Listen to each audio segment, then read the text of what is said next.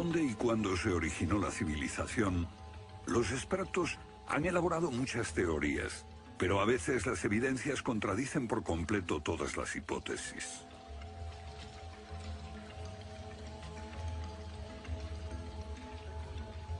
Bajo el suelo congelado de Siberia se han encontrado especies animales extinguidas por un repentino cataclismo global, como el mamut gigante. También se han descubierto mapas muy antiguos que muestran la Antártida siglos antes de que fuese descubierta.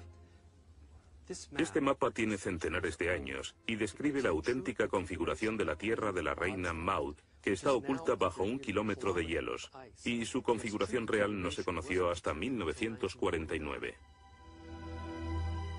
Hace 100 años, un arqueólogo concluyó que la antigua ciudad de Tiahuanaco, en Bolivia, fue un observatorio estelar alineado con el Sol y las estrellas. Calculó que tendría 17.000 años. Su afirmación fue puesta en ridículo hasta hace poco tiempo. La única corrección que yo haría se debe a que ahora contamos con mejores mediciones, y sospecho que su antigüedad sería de unos 12.000 años. Tiahuanaco es la ciudad más antigua que conocemos en toda la Tierra.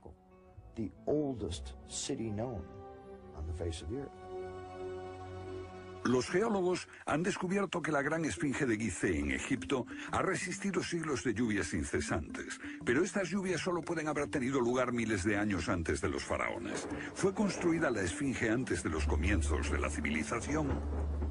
Lo que se pone en cuestión es la historia completa de la civilización. Puede que no haya ido en línea recta desde los estúpidos cavernícolas hasta los hombres tan listos de hoy con sus bombas atómicas.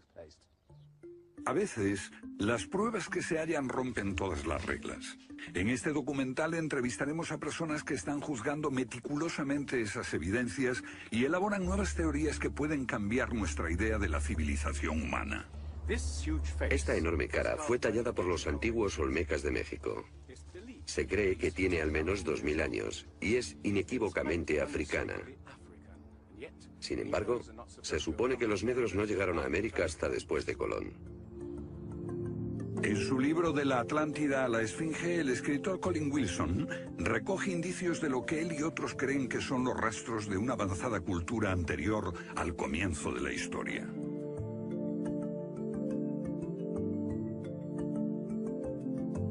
El filósofo griego Platón describió de manera precisa dicha civilización que, según le dijeron los sacerdotes egipcios, surcaban los mares miles de años antes, hasta que fue destruida por un terrible cataclismo. Platón la llamó Atlántida.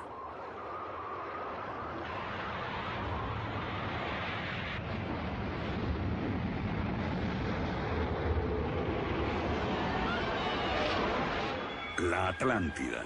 Un terrible cataclismo. Sabemos de una catástrofe así por otro mito, el diluvio bíblico, Noé y su arca, un mito igualmente despreciado por los científicos.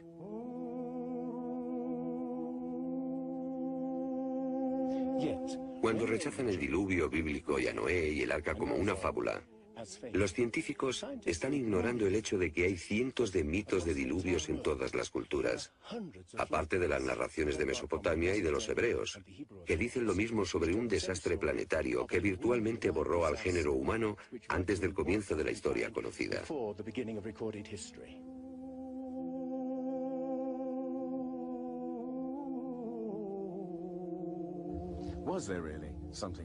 ¿Hubo realmente algo parecido a un diluvio? Y si así fue, ¿existió una civilización anterior a todas las otras? Digo una civilización, y no la Atlántida. Porque en cuanto se menciona la Atlántida, el científico exclama, «Oh, no», y deja de escucharnos. ¿Pero es neutral la ciencia? ¿Lo es realmente cuando afirma «limítese a los hechos como punto de partida»? La ciencia ha tendido a centrarse más en teorías que en hechos. Una teoría surge para explicar unos hechos, pero otros se dejan de lado. Nuevas evidencias pueden cuestionar la teoría, pero con frecuencia también son ignoradas. Llamamos a estos hechos anomalías. Son evidencias que no encajan en la teoría. En su polémico libro Arqueología Prohibida, los científicos Thompson y Cremo muestran lo que ocurre cuando una evidencia contradice las teorías científicas. En los últimos 150 años, los arqueólogos y antropólogos han enterrado tantas evidencias como las que han desenterrado, literalmente. Básicamente estamos ante lo que llamamos un filtro del conocimiento.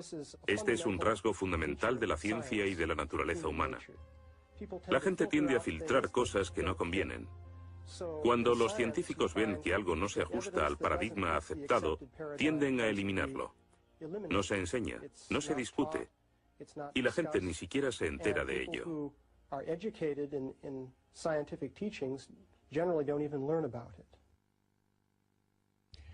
Lo que estamos diciendo, por ejemplo, sucedió en Iatitlan, México, en 1996. Cuando la arqueóloga Janestine McIntyre amenazó con echar abajo la teoría convencional de que el ser humano es relativamente nuevo en la Tierra, que llegó a Siberia hace unos 30.000 años y en América hace unos 20.000 años. En México, la arqueóloga Stine McIntyre descubrió herramientas de piedra y huesos humanos y los sometió a una batería de pruebas científicas. En 1966 pensamos que era un yacimiento antiguo y creímos que tendría unos 20.000 años. En aquella época se pensó que era demasiado tiempo.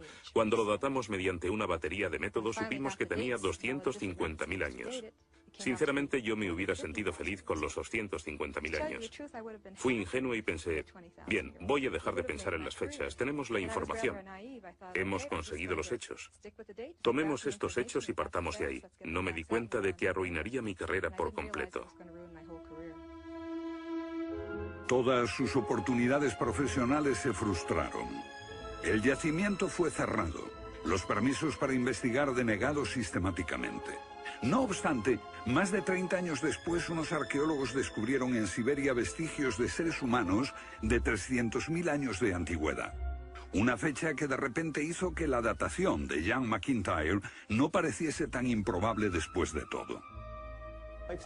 No es necesariamente una conspiración deliberada.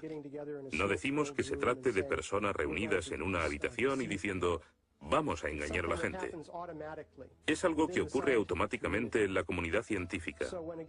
Cuando una evidencia difiere de la teoría predominante, no se habla de ella, no se da información. Y eso significa que la ciencia deja de progresar de la forma en que uno desearía.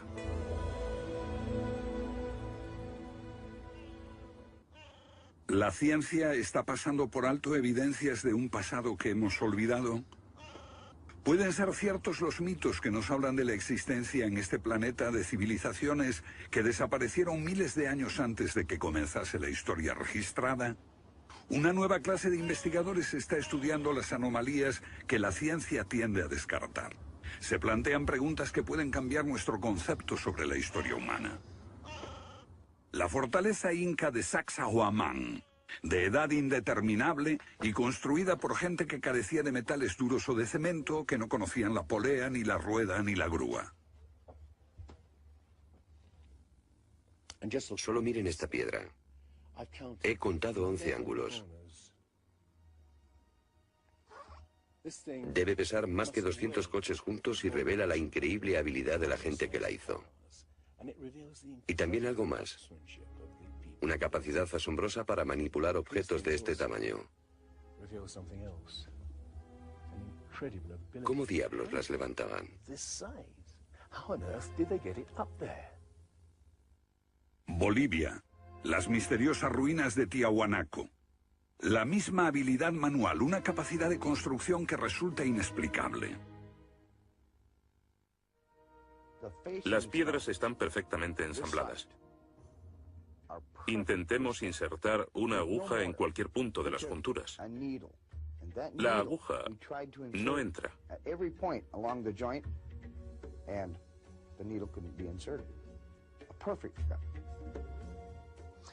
Cuando los conquistadores españoles le preguntaron a los incas si ellos habían construido Tiahuanaco, respondieron, no, no la construimos. Se hizo miles de años antes de que viviéramos nosotros.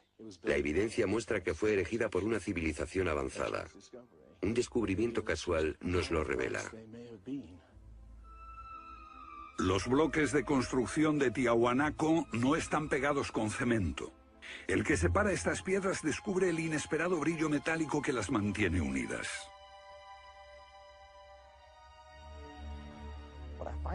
Lo que encuentro asombroso es que para trasladarlas a cada uno de los lugares donde empleaban este material, ellos tenían que contar con una especie de planta de fundición móvil para licuar el metal. Y aquí hay un uso similar de tornillos metálicos y piedras finamente unidas, como esta en forma de L. Pero estamos en otro continente. África, Egipto, la tierra de las pirámides. Las 3 pirámides de Gizeh, una maravilla del mundo antiguo.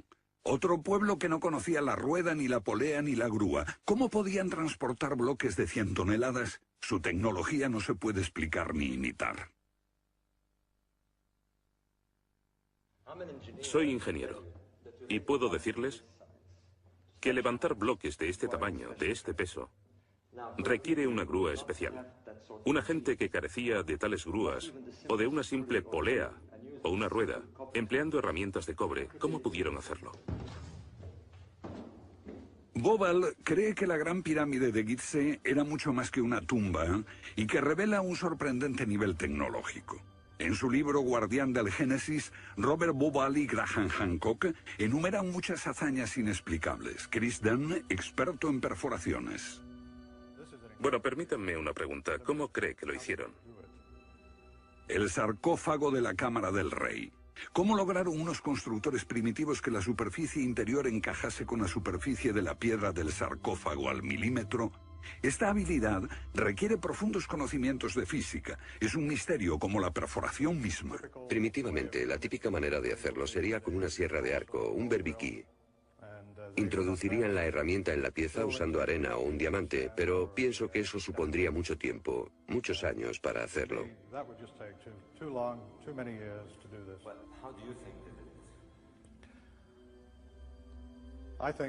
Creo que debieron haber usado herramientas más potentes.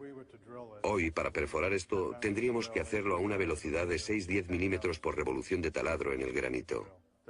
Ellos lo hicieron más rápido de lo que lo haríamos nosotros. Más rápido, investigadores como Chris Dunn se preguntan acerca del propósito de emplear este raro instrumento en un friso oculto. Taladros superpotentes. Esto parece una conclusión precipitada. Los indicios de un taladro de alta velocidad se erigen en otro misterio sin resolver. Ahora miren esto. La increíble precisión de la mano de obra. La total suavidad de las paredes en esta supuesta tumba para bueyes sagrados. Y que implica un alto nivel de destreza. Por supuesto, eso podría explicarse en términos de cientos de obreros puliéndolas durante 10 años seguidos. Pero, si hablamos del misterio de los vasos egipcios, no como este vaso de arcilla que acabo de comprar, sino vasos hechos de alabastro, basalto e incluso diorita, que es la piedra más dura de todas.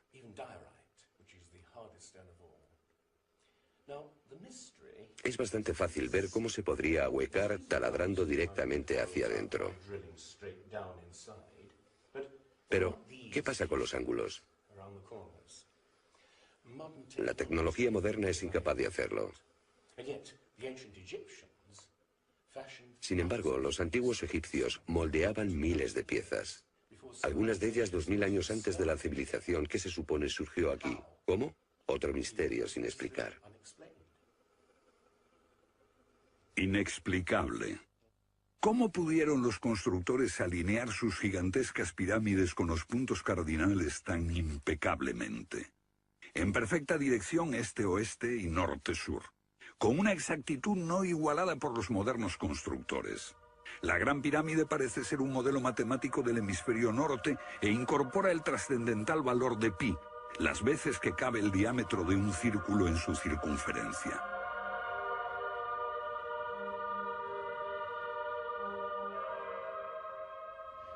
Está claro que lo que aquí tenemos es un avanzado sistema de matemáticas y tecnología, en un tiempo que no conocía su existencia.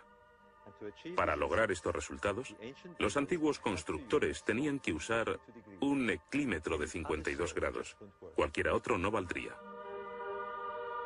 Pero no solo los egipcios conocían el valor pi. Ese valor también está representado en la pendiente de esta pirámide y en el extraño ángulo que le dieron sus constructores, en Teotihuacán, México, el lugar que los indios llamaban Ciudad de los Dioses.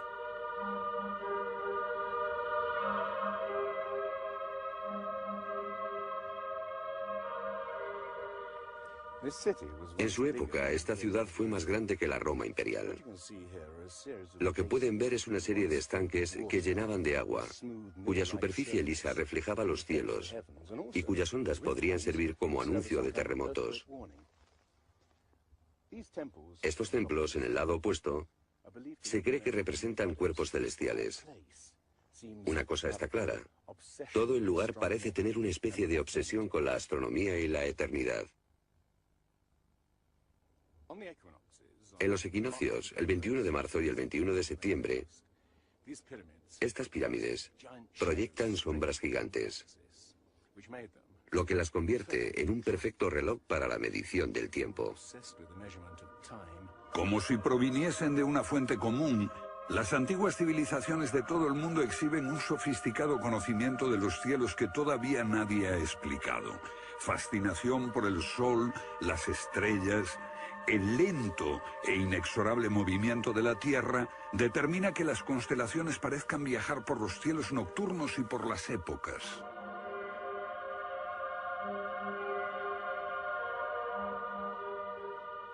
Según los estudiosos, los antiguos egipcios no tenían un gran conocimiento de la astronomía. Pero en el templo de Dendera hay muestras de su sofisticado conocimiento del cielo. Miren las constelaciones del zodíaco: Leo, Tauro, Piscis. Y aquí, la constelación de Orión. Bauval cree que la astronomía es la llave de muchos misterios de las pirámides. Los antiguos egipcios veían en la constelación de Orión a su dios Osiris, señor de los muertos y la vida ultraterrena. Bauval halló el reflejo de ese dios en las pirámides de Gizeh.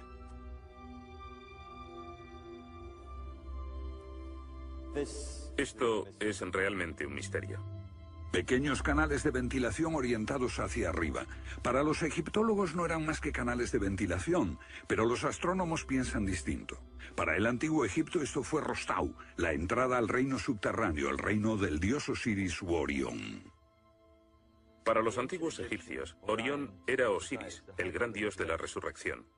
Esto es una reconstrucción del cielo en el año 2500 a.C., y fue sorprendente descubrirlo.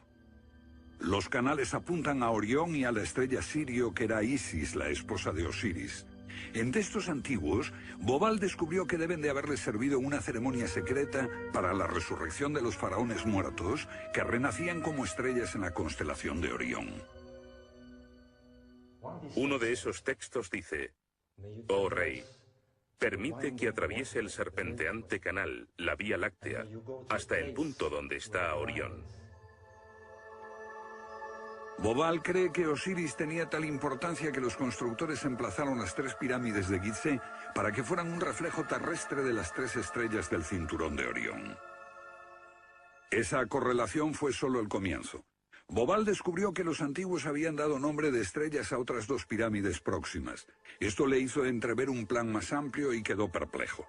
La constelación de Orión, el dios Osiris, estaba en el cielo y en la tierra.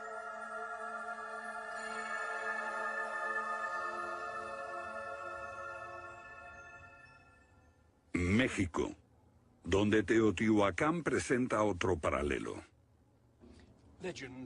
Una leyenda la llama la ciudad de los dioses y sugiere que su propósito era convertir a los hombres en seres celestiales.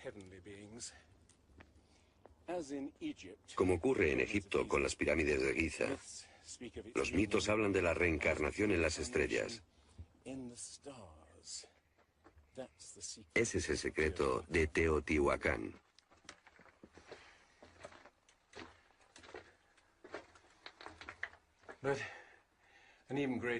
Pero esta pirámide presenta otro enigma mayor. Cuando se excavó por primera vez en 1906, se halló una enorme capa de mica.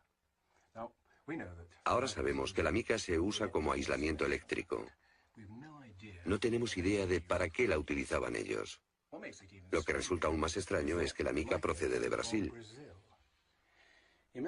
Imaginemos el problema de trasladar toda esta mica a más de 2.000 kilómetros de distancia. ¿Cómo? ¿Con qué finalidad? No tenemos ni idea. Tiahuanaco, Bolivia. Otra cultura perdida revela la misma fascinación por el sol y las estrellas. Hace 100 años, el arqueólogo boliviano Poznański observó que en el primer día de primavera el sol salía exactamente por el centro del templo. Fue el inicio de un gran descubrimiento. Poznański descubrió que este templo era un observatorio, un gran reloj para medir la progresión del sol. Y podemos utilizar ese alineamiento astronómico para datar el lugar. Durante el año el sol sale cada día por un punto diferente del horizonte. El primer día de primavera un observador vería salir el sol exactamente en el centro. Estudiando el esquema de Poznański, dedujimos que en los primeros días de invierno o de verano, el sol saldría por encima de las piedras angulares. Pero no fue así. Los arqueólogos actuales dicen que los constructores cometieron un error de cálculo. Después de observar la perfección con la que se construyó este sitio, con piedras de 100 toneladas, sugerir que los marcadores del solsticio están mal alineados me parece increíble. Neil Stide hizo una completa verificación de los cálculos de Poznański. Midiendo el ángulo de las piedras angulares y comparándolo con las posiciones actuales de salida del sol, Poznański calculó que Tiahuanaco fue construida hace 17.000 años.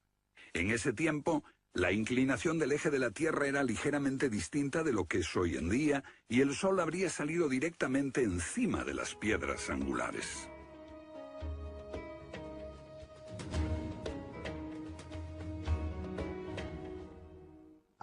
Yo sospecho que la fecha sería más bien de 12.000 años. Pero eso haría que todos nos cuestionásemos completamente los orígenes de la civilización. Una civilización perdida en el tiempo dejó sus huellas en varios lugares del mundo. Los sacerdotes egipcios dijeron al filósofo griego Platón que una civilización así habría existido hace 12.000 años. Pero según la ciencia, el ser humano abandonó la prehistoria hace solo 5.000 años. En Egipto, el investigador John West descubrió que la esfinge de Gizeh no resultó alterada por el clima de la misma forma que las construcciones del entorno, erosionadas por la arena y los vientos del desierto. En vez de un desgaste horizontal, la esfinge tiene marcas de erosión redondeadas y onduladas. No se necesita ser geólogo para mirar y ver lo que se debe al tipo de clima. Solo el agua cayendo copiosamente sobre las paredes del recinto pudo producir esos contornos redondeados.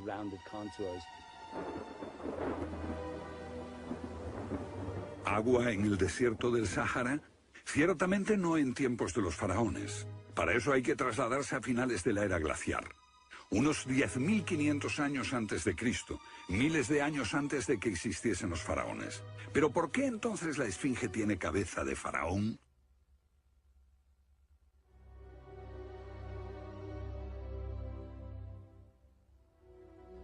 La cabeza es desproporcionadamente pequeña. Desde el aire se ve que el cuerpo de la esfinge es largo y aplanado, y la cabeza casi se parece a la de un alfiler. Para nosotros, esto indica que ha sido tallada más de una vez. En otras palabras, la cabeza se rehizo en algún momento de su larga historia. John West cree que la esfinge era originalmente un enorme león que un desconocido grupo de escultores modeló en la roca antes del 10.500 a.C. Se comenzó a erosionar cuando el final de la era glaciar alteró el clima y causó lluvias que cayeron durante siglos. Solo miles de años después, un faraón habría tallado la cabeza con su propia imagen. ¿Tiene la esfinge más del doble de la antigüedad que creíamos? La teoría fue ridiculizada por los egiptólogos, pero los geólogos les respondieron que los hechos estaban allí. Más extraño aún, según Robert Bauval, la evidencia astronómica sugiere que las pirámides de Gizeh parecen revelar esa increíble antigüedad. La disposición de Gizeh coincidía misteriosamente con la posición de Orión en el año 10.500 a.C., cuando la esfinge miraba hacia Leo, su propia imagen en los cielos. La puesta de Orión en esa fecha distante se correspondía exactamente con las tres pequeñas pirámides, y existen muchos otros hechos difíciles de entender.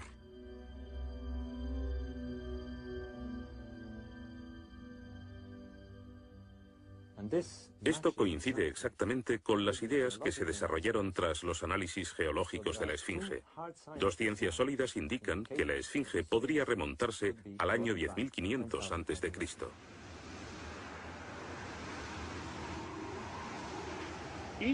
Egipto sufrió unos cambios muy dramáticos a finales del período glaciar, especialmente en torno al 10.500 a.C., cuando unas impresionantes inundaciones cubrieron el terreno de aluvión y acabaron con el valle del Nilo y con el delta en general.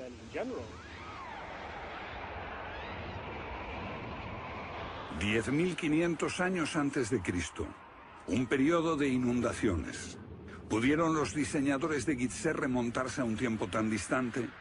El tiempo de sus mitos dice que el dios Osiris y sus asistentes ascendieron del caos para traer los primeros frutos de la civilización. ¿De dónde vinieron?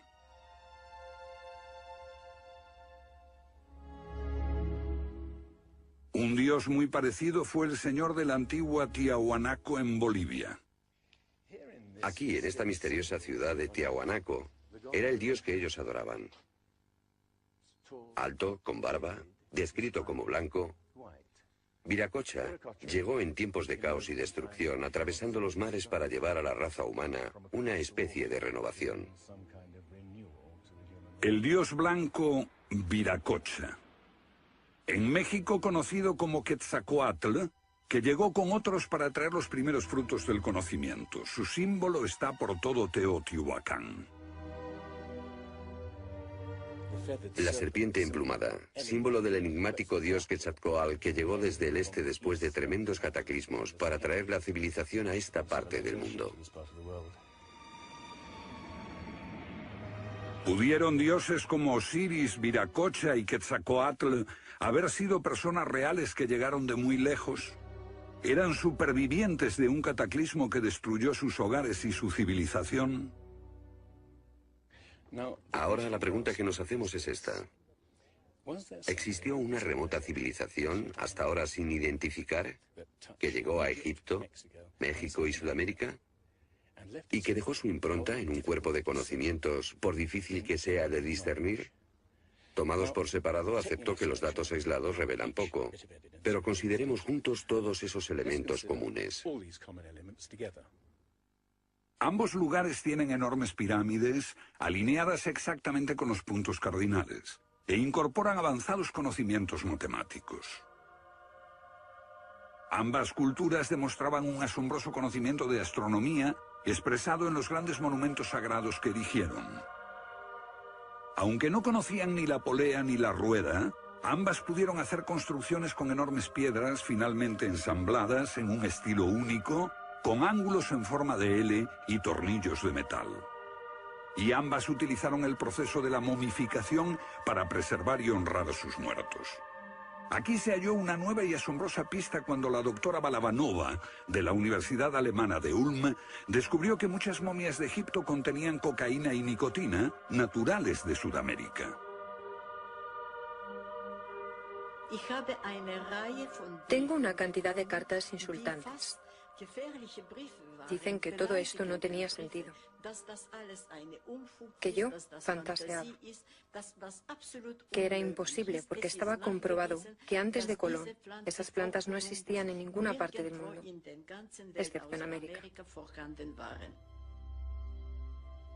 Pero su investigación se repitió con cientos de momias y no quedó lugar a dudas. En un pasado remoto, unos navegantes atravesaron el mar e influyeron en las culturas a ambos lados del Atlántico. La idea está sugerida incluso por lo que no está allí. México, la antigua cultura de los mayas. Los sacerdotes mayas tenían tablas para predecir los eclipses de sol y de luna.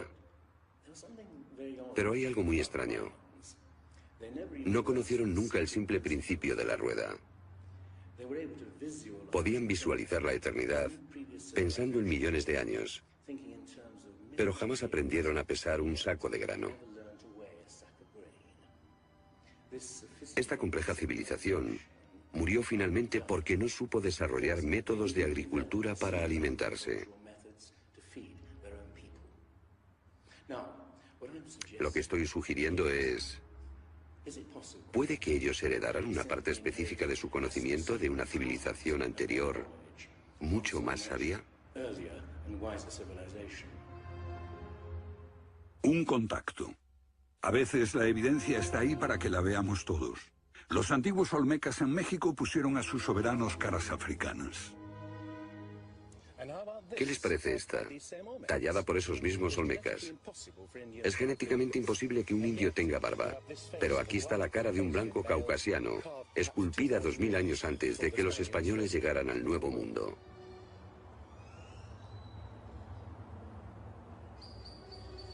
Caras de africanos y de caucasianos esculpidas muchos siglos antes de Colón. ¿De dónde vinieron? ¿Cómo llegaron aquí? ¿Cómo influyeron en la más antigua cultura de América Central, en la cultura madre de México? Lo que todos los arqueólogos saben es que de pronto se materializaron alrededor del 1500 a.C. Esta gente, cuya expresión característica era la de esculpir enormes caras de piedra, cabezas de caucasianos y africanos que parecen haber salido, no se sabe de dónde.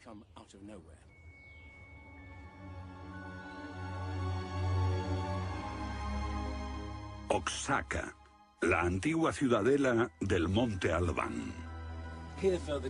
Aquí, en el sur de México, está el último testimonio de esos misteriosos hombres.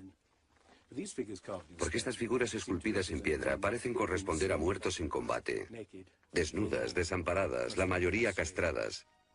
Este puede reflejar el momento en que estos hombres desaparecieron de la historia.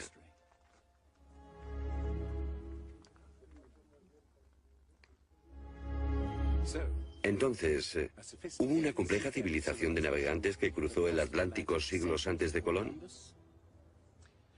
Pero tenemos otra evidencia.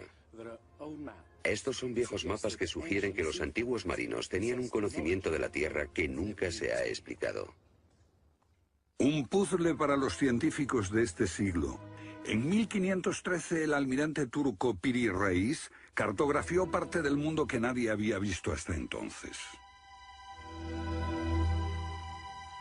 Colón solo exploró la zona del Caribe. No bajó a esta zona de Sudamérica, hasta la Antártida. No estuvo nunca por esa zona. Pero estos mapas muestran todos estos detalles con gran precisión, antes de que cualquier explorador europeo llegase a esas regiones. Este mapa, de muchos siglos, describe la configuración real de la tierra de la reina Maud, que ahora está sepultada bajo 1 kilómetro de hielo. Y su forma precisa no se determinó hasta 1949. Inexplicable. Los cartógrafos han meditado mucho sobre la extraña proyección cartográfica utilizada en el mapa. Hallaron un parecido con el que utiliza un moderno submarino nuclear que hace mediciones del mundo mientras se aleja de un punto de referencia. En este caso, el centro está en Egipto. ¿Es ese el hogar de los antiguos cartógrafos? El mapa muestra exactamente esta parte del mundo, pero hay más. Para mí el aspecto más significativo del mapa de Piri Reis es que describe exactamente la longitud. Algo que los europeos no fueron capaces de hacer hasta el siglo XVIII. La longitud. Esa historia comenzó en estas playas en 1707, cuando la flota inglesa navegaba por el Mediterráneo hacia Inglaterra. En aquellos días era bastante fácil determinar a qué distancia estaba el norte o el sur, midiendo el ángulo que el Sol y las estrellas formaban con la superficie de la Tierra. Pero no había técnicas para determinar lo lejos que estaba el este o el oeste. ¿Longitud? El almirante Sir Clutley Safell se enfureció cuando un marinero del oeste del país le dijo que estaba alejándose unas 20 millas del este y era probable que la flota naufragase en la costa. Cuando sus oficiales le dijeron que el rumbo era correcto, mandó ahorcar al marinero por insubordinación. En sus últimos momentos debió haber deseado no haberlo hecho. Los barcos se habían hundido antes por millares. Pero entonces la pérdida de una flota entera promovió la búsqueda de un reloj preciso para calcular la longitud. Tuvieron que pasar 2 generaciones antes de que finalmente se consiguiese. No obstante, el mapa de Piri Reis ya mostraba un conocimiento de la longitud al menos 250 años antes. En el mapa de Piri Reis se menciona el hecho de que se trate de una recopilación de muchas otras cartografías. Son copias de copias de copias. La mayoría de quienes los han estudiado creen que esos mapas proceden de los tiempos de Alejandro Magno, pero son incluso mucho más antiguos. Mapas del mundo confeccionados antes de que supiésemos navegar por los océanos. Técnicas de construcción inexplicables, un complejo conocimiento de las matemáticas y la astronomía. Si existió una tecnología tan avanzada capaz de dar sus conocimientos a los constructores de la Esfinge y a los pueblos de los Andes y México, ¿qué pasó con ella?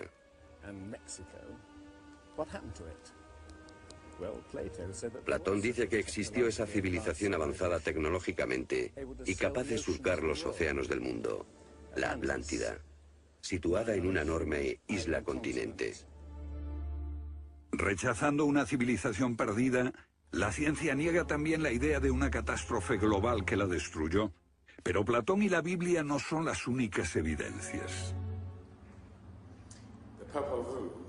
El Popol Vuh, libro sagrado de los mayas, habla de enormes marejadas e inundaciones que azotaron el mundo durante meses. Una lluvia fría y negra indescriptible y granizo.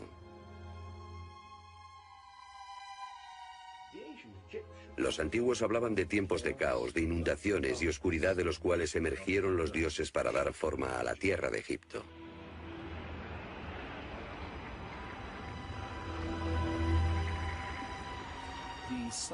El disco solar de los aztecas se refiere a 4 ciclos de destrucción: por inundaciones, por fuego, por viento y por sangre y guerra. Y prevé el fin del mundo por un enorme cataclismo surgido de las entrañas de la tierra.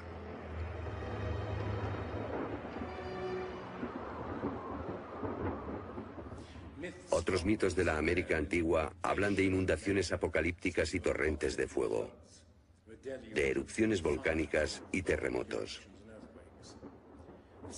Un pasado que no podemos recordar ni olvidar.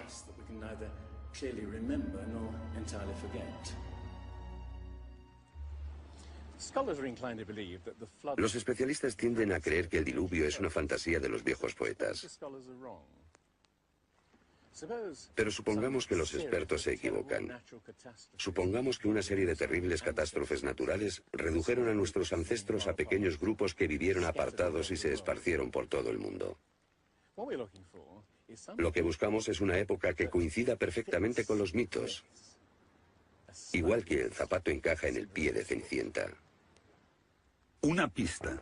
La fosa de Alquitrán en La Brea, California. Una inmensa sepultura de millones de animales que hoy se ha convertido en atracción turística. Bajo la superficie está el campo de petróleo del lago Salado. El asfalto brota por las grietas y fisuras como un papel cazamoscas y atrapa a los animales. Y encontramos aquí una increíble colección de especies atrapadas en los últimos 40.000 años.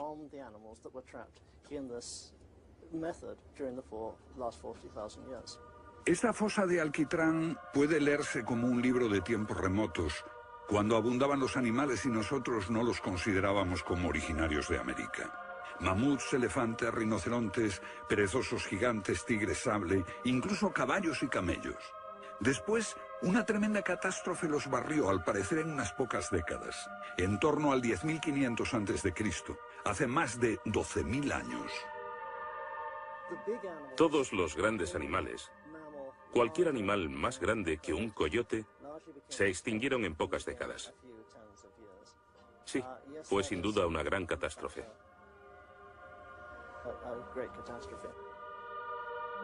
Un registro de la catástrofe. El fin de la era glaciar. En el 10.500 a.C., hace más de 12.000 años. Temperaturas que habían permanecido relativamente estables durante miles de años de pronto se elevaron. Un aumento de temperatura de más de 5 grados en un abrir y cerrar de ojos. Solo entre 3 a 10 años.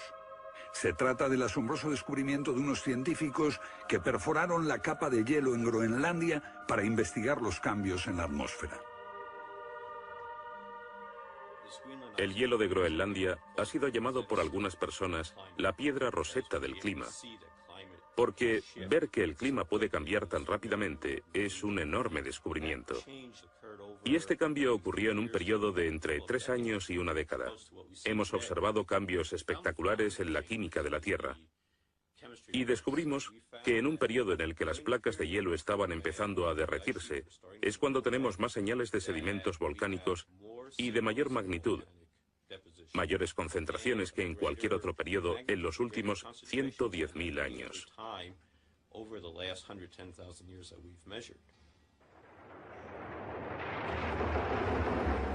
Un surgimiento de volcanes nunca visto, acompañado por desórdenes atmosféricos y gigantescas inundaciones. Porque mientras las placas de hielo de más de 1 kilómetro de espesor se derretían en pocos años, el nivel de los mares aumentaba dramáticamente. De repente, los mares ocuparon lo que había sido suelo seco. Se podía caminar desde Gran Bretaña a Escandinavia antes de que una revolución climática diese forma al Mar del Norte. Fue un periodo en que las grandes inundaciones cubrieron las llanuras de América del Norte, y por eso es que se encuentran esqueletos de ballenas en Michigan. Un tiempo de cataclismos a finales de la era glaciar, que puede coincidir con los mitos. Solo en el Nuevo Mundo se extinguieron alrededor de 70 especies de grandes animales. Mamuts, perezosos gigantes, camellos, caballos. Permítanme ponerlo en perspectiva. En los anteriores 200.000 años se había extinguido menos de 1/3 de esa cantidad. Y este modelo extraordinario de extinción se repitió en Europa y Asia. En las capas subterráneas de hielo de Siberia y Alaska se descubrió una masa enmarañada de huesos de millones de animales que perecieron en un cataclismo. El mamut gigante no murió a manos de los cazadores. Desapareció por una catástrofe natural. A finales del siglo XIX, unos cazadores encontraron por casualidad el cuerpo de un enorme animal congelado. Después de ser desenterrado y transportado, se encontró que en el estómago tenía plantas pertenecientes a un clima templado y aún sin digerir. El animal se había congelado de una forma muy rápida, como no es capaz de hacerlo ningún congelador moderno. Lo cierto es que hace unos 12.000 o 13.000 años un frío inmenso azotó Siberia. El enigma de los mamuts congelados en un instante ha dado pie a extrañas anécdotas. Algunas ciertas y otras no. Lo que es auténtico es un informe del barón Wrangel, un naturalista del siglo XIX que descubrió la isla Byrd al norte de Siberia, donde la arena quedó literalmente mezclada con bancos de huesos y colmillos de mamut y otros animales que habían desaparecido en alguna catástrofe. Esas extinciones masivas esa imponente actividad volcánica, ese veloz derretimiento del hielo, parecen sugerir que hubo un cambio climático brusco hace 12.000 años. Hay algún factor desconocido que no logramos descubrir.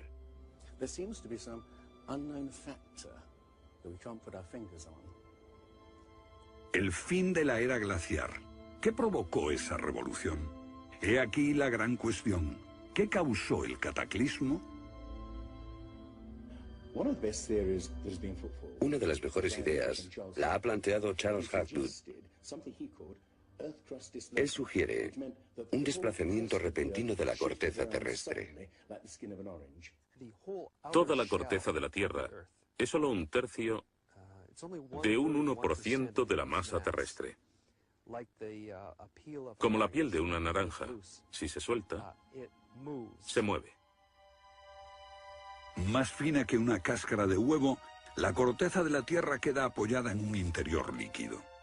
La teoría imperante sobre la corteza terrestre es la de las placas tectónicas. Los continentes se separan lentamente durante cientos de millones de años. Aunque la ciencia rechazó esa teoría durante más de medio siglo, ahora niega también la idea de que la corteza pudo moverse en su conjunto y repentinamente. Pero un científico quedó hipnotizado por la idea. Se llamaba Albert Einstein.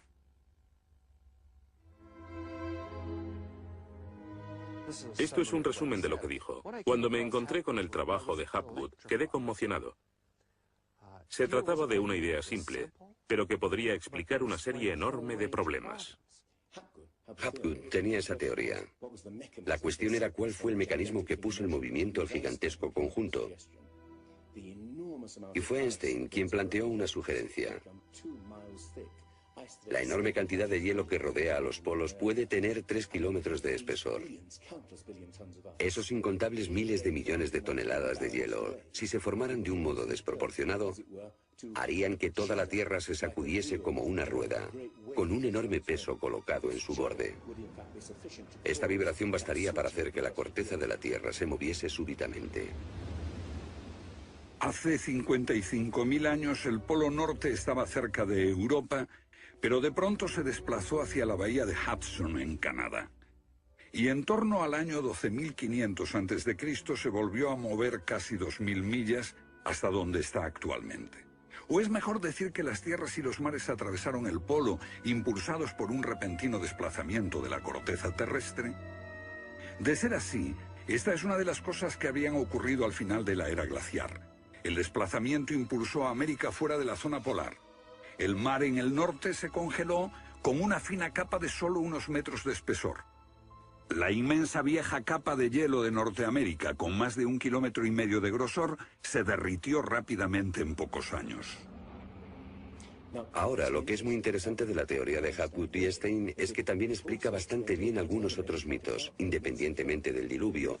Hay mitos sobre tremendos terremotos, catástrofes volcánicas, lluvias negras cayendo del cielo, congelación repentina, congelación del suelo. Y podemos ver que un ejemplo de esto es precisamente lo que pudo pasar si la corteza terrestre se desplazó. Con bastante rapidez, las áreas que antes habían estado congeladas pasarían a ser zonas cálidas, y así se explicarían hechos como el rápido congelamiento de los mamuts en Siberia. Si el desplazamiento de la corteza terrestre causó el diluvio que aniquiló una civilización, ¿dónde estaba esa civilización? Algunos investigadores creen haberla hallado en la isla griega de Santorini, que fue devastada por una terrible erupción, o en la antigua Troya, o en la isla alemana de Heligoland, casi arrastrada hacia el Mar del Norte. Pero no se ha encontrado nada. Y es precisamente este problema lo que ha hecho descartar la Atlántida de Platón como una propuesta seria. Veamos.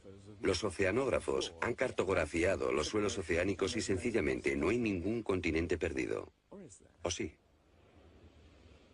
Platón describe la Atlántida como una vasta isla-continente con montañas, situada en medio del océano. Y el océano, por supuesto, es el océano que rodea toda la Tierra. Fue más tarde que comenzamos a dividir el océano en diferentes partes, llamándolo Atlántico, Pacífico, etc. En realidad el mundo tiene un solo océano. Y los mitos de todo el mundo son muy explícitos acerca de lo que pasa. el Senavesta de la literatura védica, describe que esa isla no solo se destruyó tras un diluvio, sino que está cubierta por nieve y hielo. De modo que estamos buscando una isla cubierta de nieve en medio del océano, y una gran candidata para este papel es la Antártida. Si el Polo Norte se desplazó, también debió hacerlo el Polo Sur. Flengad cree que hace 12.000 años una parte de la Antártida permanecía en zonas templadas y pudo haber albergado una civilización que desapareció cuando el continente se convirtió en el Polo Sur. Esa es la explicación que él encuentra en los mapas que muestran partes de la Antártida que están debajo del hielo. El almirante turco Piri Reis demuestra un conocimiento de la Antártida que no debería de tener. Tras examinarlos, especialistas en cartografía de la Armada y de las Fuerzas Aéreas nos dicen: hemos hecho comparaciones de picos salientes y de montañas. Hemos descubierto que coinciden de forma asombrosa. Lo que debemos enfatizar es que no estamos hablando de un mapa, el mapa de Piri Reis, que podría cuestionarse. Estamos hablando literalmente de docenas de mapas. Por ejemplo, el mapa Phineus de la Antártida es sumamente preciso en cuanto a la configuración, mostrando sistemas fluviales que existieron allí, pero que no se conocían en el siglo XVI. La Antártida no fue descubierta hasta cerca del año 1800. Entonces, ¿cómo pudieron los cartógrafos europeos representarla? Solo, cree Flengad, si ellos la copiaron de copias de otras copias de mapas que se remontan milenios atrás. Hace solo unos 25 años supimos que bajo la capa de la Antártida existían unas islas, un continente bajo un océano helado. Sin embargo, esa información ya estaba aquí, en este mapa.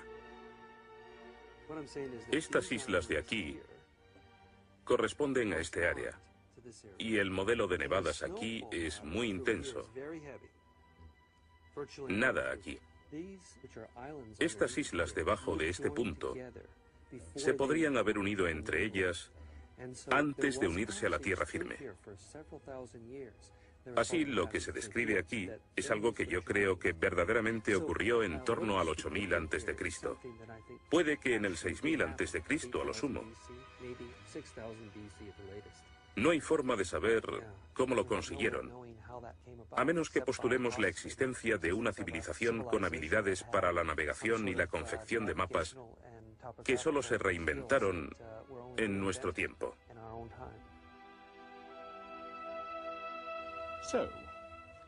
¿Fueron los comienzos de la civilización humana más remotos de lo que suponíamos? Puede que uno sienta que muchos elementos de esta hipótesis suponen conjeturas extravagantes que, vistas por separado, pueden ser todas discutibles.